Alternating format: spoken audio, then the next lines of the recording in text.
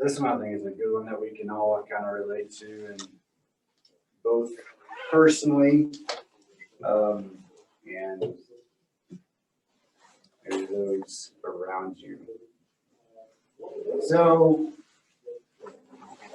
if we turn this, let's go to 1 Kings.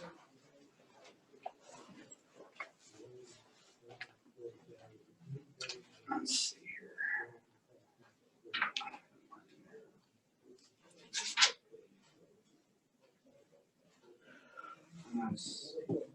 So 1 King, I don't have the other one.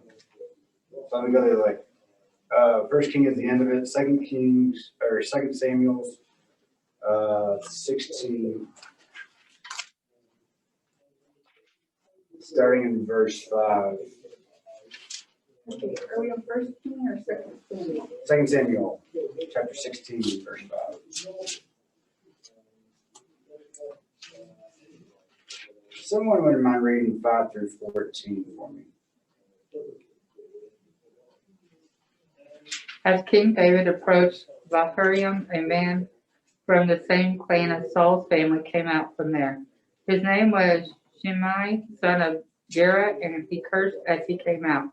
He pelted David and all the king's officials with stones, though all the troops and the special guards were on David's right and left.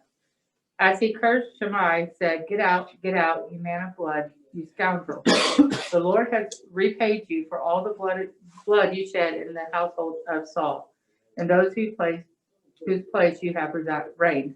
The Lord has handed the kingdom over to your son Absalom. You have come to ruin because you are a man of blood. Then Abishai, son of Zeruiah, said to the king, why should this dead dog curse my lord the king?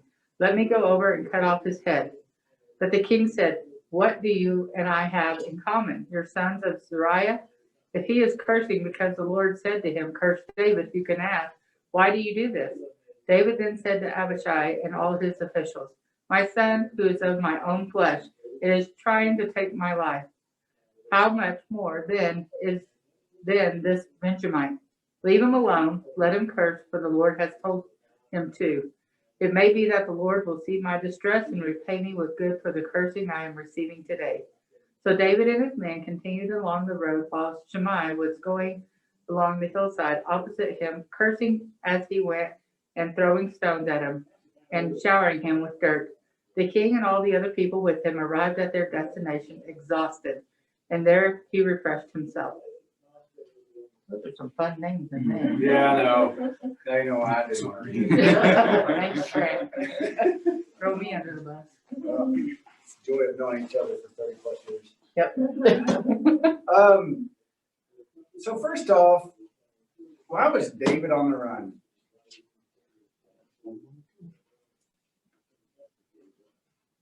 And, Absalom had taken over and was trying to kill him okay, because a lot of things David had done. and y'all know who Absalom is, besides his son. Who was his mother?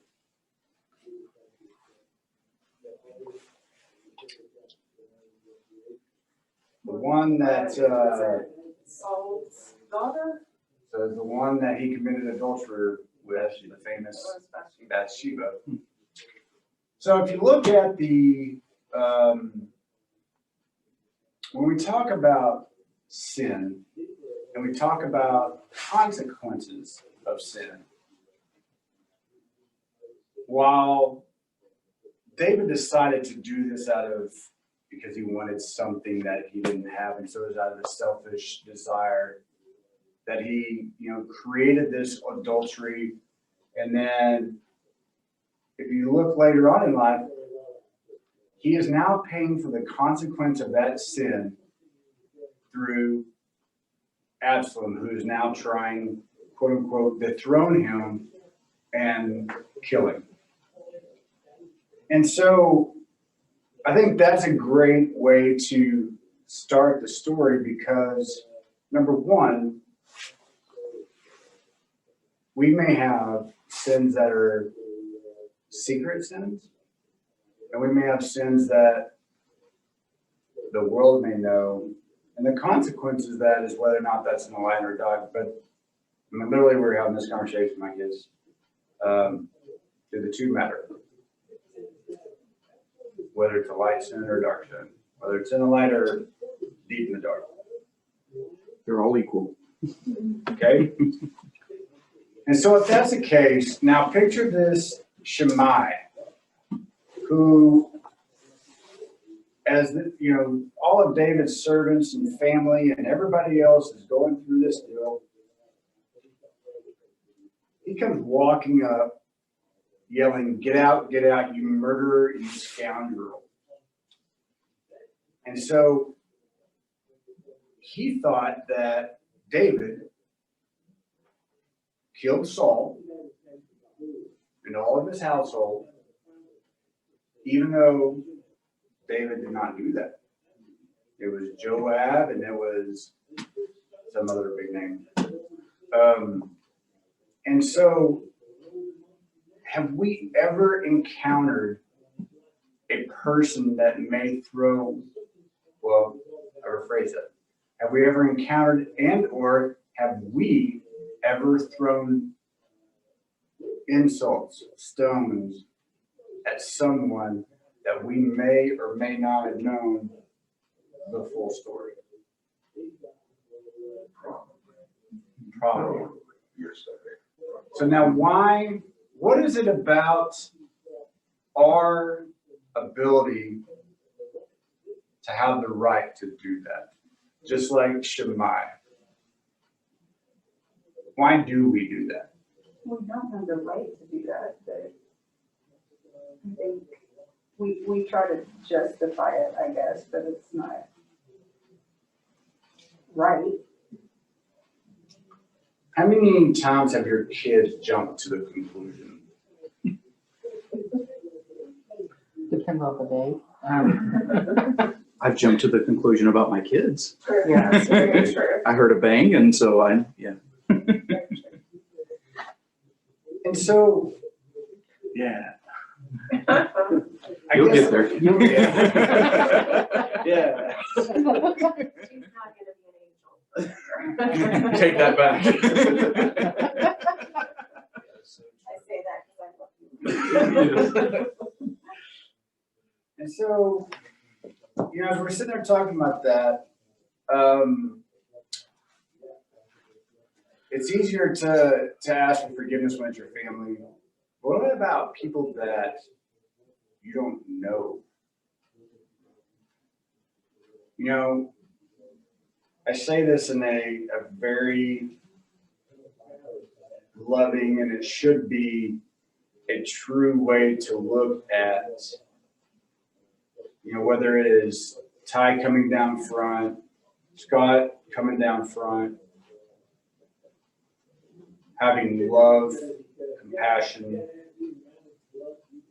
and true forgiveness from what he's receiving from Christ, but the ability to do that in the form of a human. Why do we struggle with the ability to forgive, even though we always ask for forgiveness? What stops that? Pride, Okay, pride. and also being hurt Yeah, too. who the victim is. When I'm the victim, it's harder to forgive somebody. It hurts deeper. I mean, When my family is the victim, right. that's hard to forgive. But I mean, so like if you take that perspective, sometimes we may not know the whole story, and so we jump to the conclusion, and now we are Shimei throwing stones and cursing at them, assuming that they are the reason for the hurt. And so, if we remember, it wasn't last week, but it was the week before. Remember how we talked about David's attitude and response, whether it was to Saul or to Nabal, how his attitude was, I mean, he could have killed Saul multiple times, and he cut off the corner of his robe and saying, I've spared your life and I could have killed you. Where Nabal, basically, from the pride perspective, said, who do you think you are? David's like, I'm going to kill you. And here they're walking through, getting thrown literal stones at. This guy's cursing at him, calling him all the worst names that you could possibly imagine from a Jewish faith. And look at what David's response is. In fact, one of his servants said, why should this dead dog curse my lord the king? Let me go over there and cut off his head. And David said, what does this have to do with you? You, sons of Zeruiah, you probably said it better. If he is cursing because the Lord said him to, curse David. Who can ask, why do you do this? And so it's like he goes from a wise king to being hot-headed to being a wise king. Now, again, I think that when we look at somebody that is throwing insults at our family or hurts our family, we want to be like the son of Uriah and sit there and go, I'm going to kill him. You know, again, if you think about it, if somebody hurt my daughter, I would probably lose it. And in fact, we're sitting at a table and my dad said, I said, I'd kill him. He said, no, you still need to be a father to other people, but I'm good. I'll kill him. So, I can see your dad saying that. that was almost verbatim. Like, no, you're not going to go to prison yet. I've lived my life. That's right. And so that fire, that anger, and then here's this guy just throwing all this garbage at him, and for him to go, well, the reason why we're on the run is because of my sin. And my sin is I'm paying for that price. It may be God that is asking him to do this. So who is it to you to take actions against God? Now, how many times have we ever had that thought? What thought down? The thought of the person that is throwing insult and cursing at me to sit there and say, maybe the reason why that's happening, God's asking him to do that, to get my mind straight, to get my life in order. And you're asking if we ever felt that way? Have you ever? Yes. That's why I'm trying to make sure. I have, but probably not enough.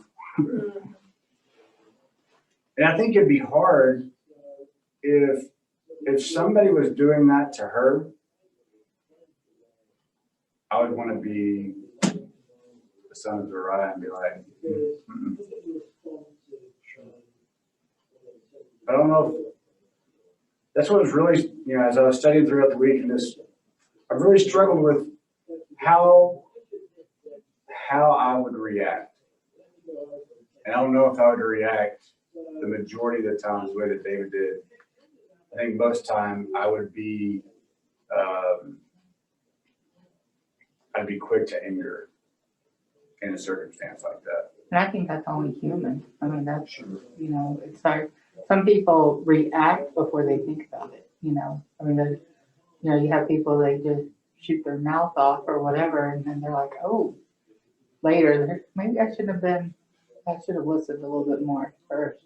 I know I can do that sometimes. And that's what creates a lot of the strengths and weaknesses at the time. And I think that's why you see it through David's life. I mean, there were times where he was ruthless. And then there was times where he is so close to God that he is, I mean, everything that comes out of his mouth is to praise the Lord. And I think you can see that right now he has that strength because he has that humility because again, why is he walking, why is he fleeing for his life? Because of the sin that it was against God and he recognizes it. And so now he has humility. He is back one with God of saying, I'm paying for my consequences. And so, you know, one of the questions that were that was being talked about in this is, you know, what could have been done differently if David allowed this guy to go and cut off the head? What were the insults that were being thrown at him?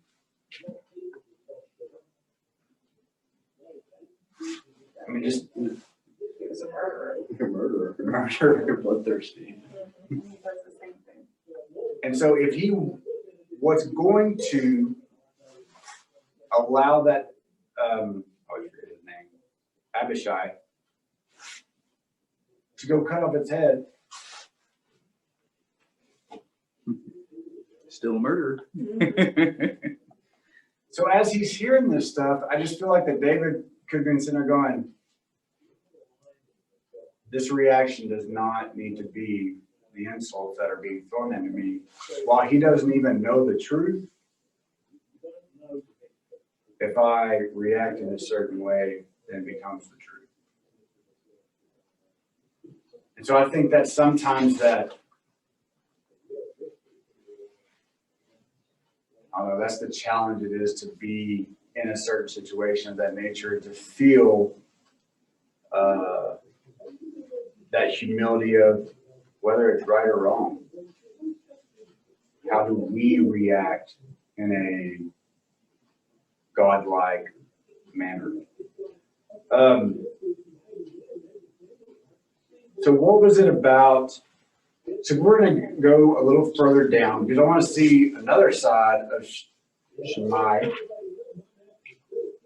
1 Kings 2.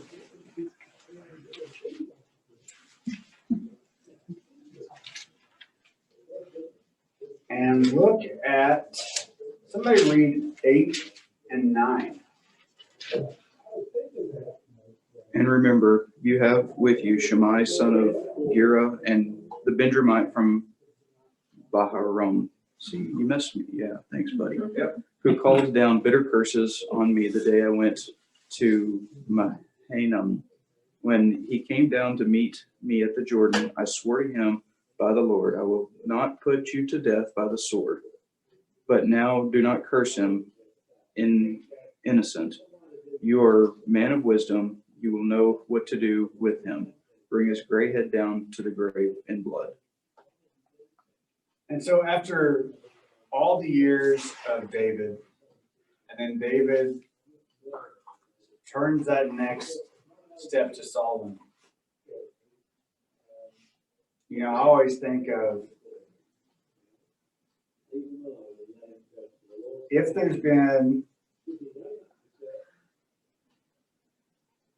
let's see, I'm 40, I'm old, 46, about to be 46. In the years that I've been alive, I could probably name 2 or 3 people that even to this day is very difficult to forgive.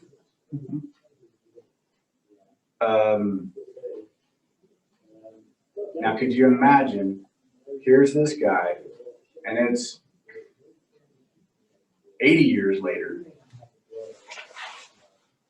and he's like, Solomon, I promised to God that I would not hurt this man. And you're wise, and you do what you're supposed to do. But I have made a promise to God. And so when I think of that, I think of all the times that again, it's hard for me to forgive these people. And I can remember like the day, like it was yesterday when it happened. But yet have I asked God to relinquish that hold on the past. So why do we, again, it goes back to the very first thing that I asked. Why is it so hard to forgive when we ask for forgiveness? I think part of it is like, it's hardest for me to forgive somebody when I don't give them the benefit of the doubt. And it's easy for me to ask for forgiveness because I'm always giving myself the benefit of the doubt. Always. I mean, why'd you do that? Well, I'm human. There's the benefit of the doubt. Or I was angry about something else. There's the benefit of the doubt. I think we just, in general, don't do that with other people. So David said, maybe God told him to. He gave him the benefit of the doubt. It's just, if he has a decree from the one on high, what are we going to do about that? I think that's at least one thing that my wife has taught me very well in our marriage is like, give other people the benefit of the doubt. Just do it. It doesn't cost me anything, and it didn't cost David anything in that moment. To give Shimei the benefit of the doubt. And so I think that's one of the things that, kind of when I was looking at different things of that nature, and I look at, one of the things that's said in the book is of non-Christian people from the ages of 16 to say 25, 80% of those think that Christians are hypocritical. Because why? For the exact same thing. I mean, how we react, how we respond. And if someone goes down front, typically what do we do? A, we want to know the sin. Yeah. I mean, like we're like, ooh, what is it? B, it's, oh, poor so-and-so. As, grandmother back in the day, bless her heart, that type of mentality. I'm part of the band of brothers that meets on Friday mornings, and it's amazing the different mentality you have when men in there are, because I haven't been there very long, I've been in there for like 2 years, but I mean, there's been men in there for 20 years. So they know the warts on other people.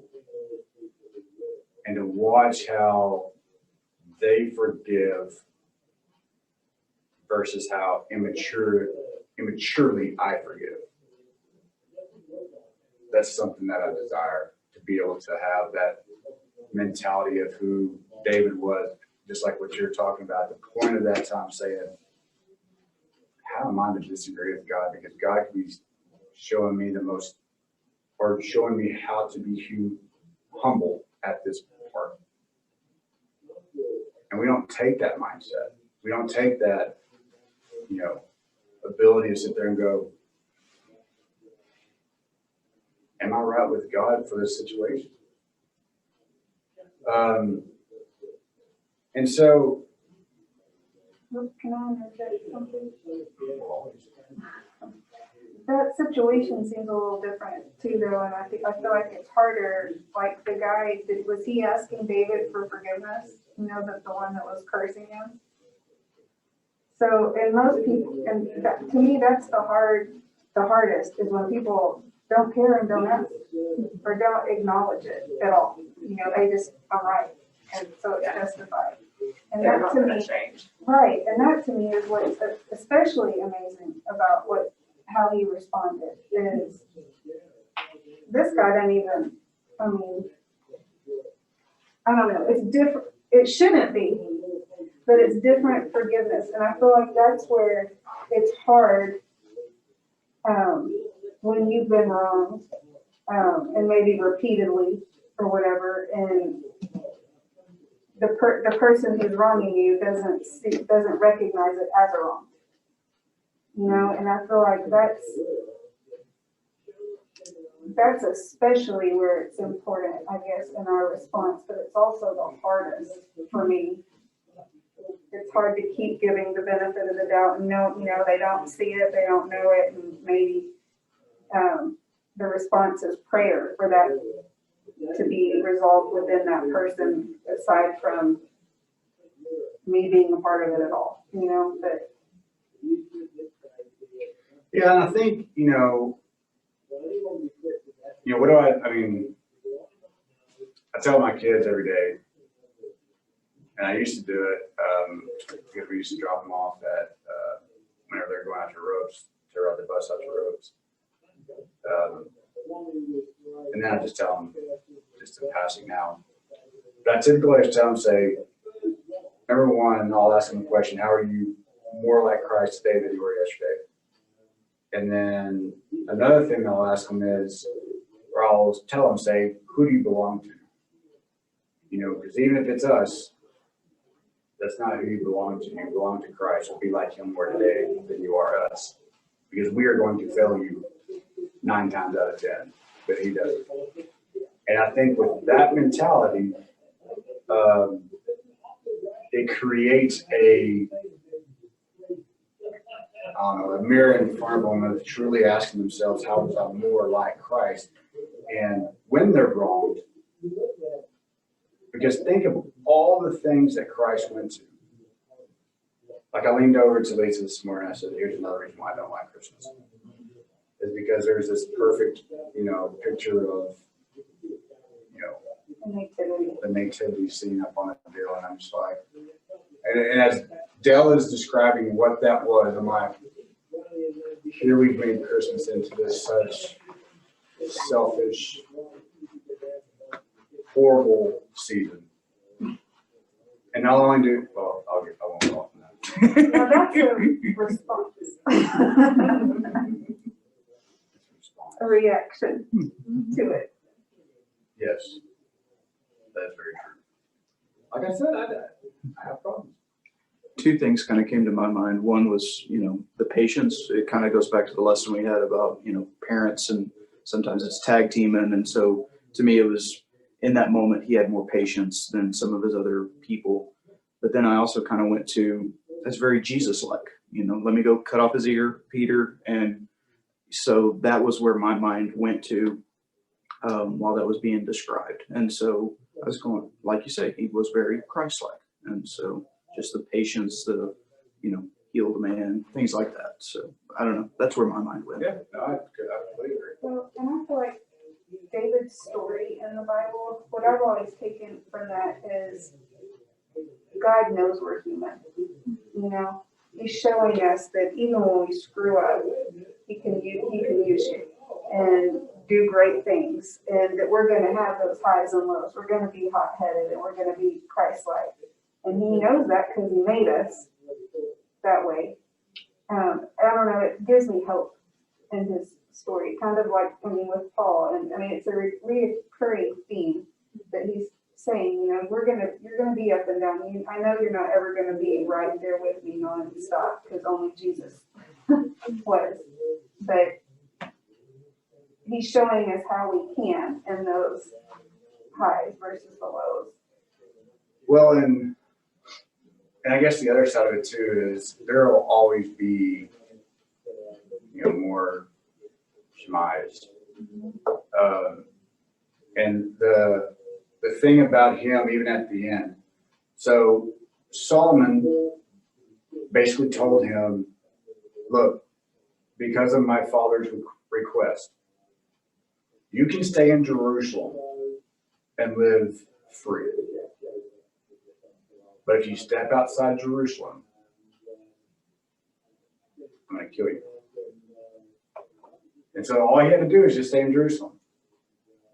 But that mentality that he had, again, jumped into conclusion like, yeah, well, I really got it. Do you really mean that? Well, so he takes a trip, Solomon finds out, he dies.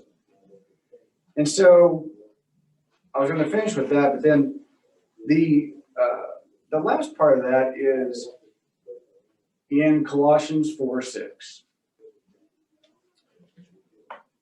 He says, Paul says, let your conversations be always full of grace, seasoned with salt, so that you may know how to answer everyone. And to quote the book that we're reading, it said,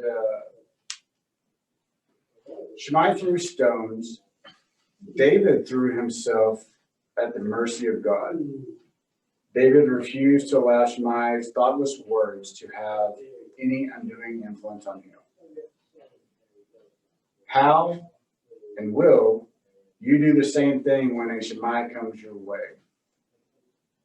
Because one will always come your way. And I think, definitely having teenagers and preteens and all that kind of stuff, it's very difficult for us to explain how they need to respond. And even as adults, it's very difficult sometimes to explain to our children how we should have responded.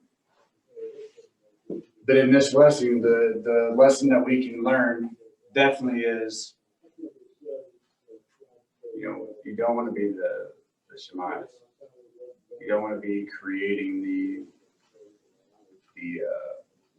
the explosion of coming to a conclusion that you may not know, or not giving the benefit of doubt to where that person's coming from.